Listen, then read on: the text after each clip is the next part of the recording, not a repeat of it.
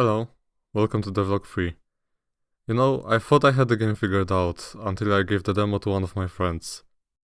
This would be a pretty cool roguelike. Mm, this game was supposed to be a roguelike, from the beginning. I forgot about that. So remember that combat expertise system that I spent like a third of the last devlog discussing? Not anymore.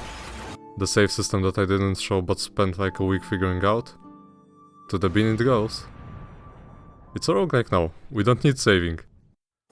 I wanted to make this devlog more technical, overviewing the terrain generation that I made, but you probably don't care, and I don't care much anymore either. To be honest, it's not even that good. Not really optimized, the code is a mess, and sometimes it just straight up doesn't work. If I'm not going over the generation, then I will overview the other most glaring change you probably noticed already, which is the lighting. I basically made the world pitch black with a single light above the player. That was a huge visual change. Now the game actually looks like a game, though I'm still not sure if I can improve it more. While on the topic of graphics, I've also made this object. Can you guess what it is?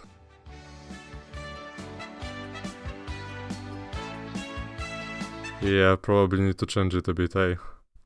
Alright, let's get into the gameplay changes now. First, I want an upgrade to the weapon system. Up to this point, the weapon wouldn't change, but you would improve. We already deleted that system, so now we need the weapons to get better. In roguelike fashion, you'll find them throughout your run. They have different qualities, giving them different stats, and also effects, changing their usage, like them being heavy, so they have a slower attack speed, but also ignore some of the armor. This way, I don't have to make up more weapons, and you'll still be satisfied, cause your caveman brain will see marginal improvements. So I did just that, and now you can find different kinds of weapons with different modifiers in your runs. I also added other items that passively make you better, like ones that will raise your max HP, make you move faster or dash further. Now that's already quite a lot of items for you to loot, but another cool addition are usable items. They changed the dynamic quite a bit, cause now you can choose whether to spend your precious currency on a helmet that will give you slightly more armor for the rest of your run, or a stun grenade that will help you massively in one fight. Also, I added this handy tooltip you can view on every item, and for some reason it has a thin stripe on its side. I have no idea why. The texture is fine. I think it's just one of the many Unity moments. The last problem for me to solve is that the enemies are quite blunt. You basically fight the same guy over and over again. I needed to make some variants to make it more interesting. And that was quite a lot of work, cause the AI that I had so far also needed a rework. In the end, I ended up with pretty much the same thing. It will be easier to add more enemy variants later though. Oh, and I also made a tutorial and an epic main menu. There is no exit button though, no need for such a luxury. Did I mention that I'm tired of this game? Yeah, at this point I just want to finish it as quickly as possible, but so it's still fun. I mean, I'm pretty much there.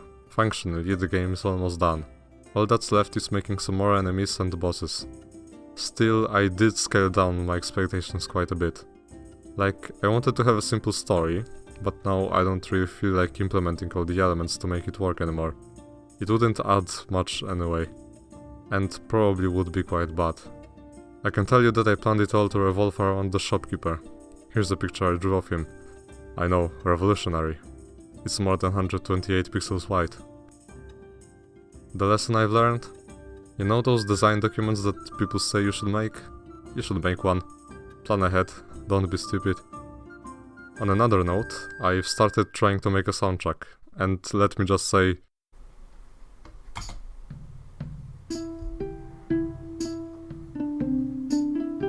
I'm learning.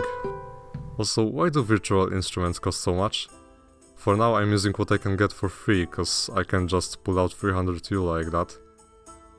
I mean, I did buy a physical mandolin for half that price, and I do get like all of the medieval instruments in the pack, but still. Now it's time to release the demo to the public. Just set up the itch.io page and... oh, I need a title. This is quite a predicament.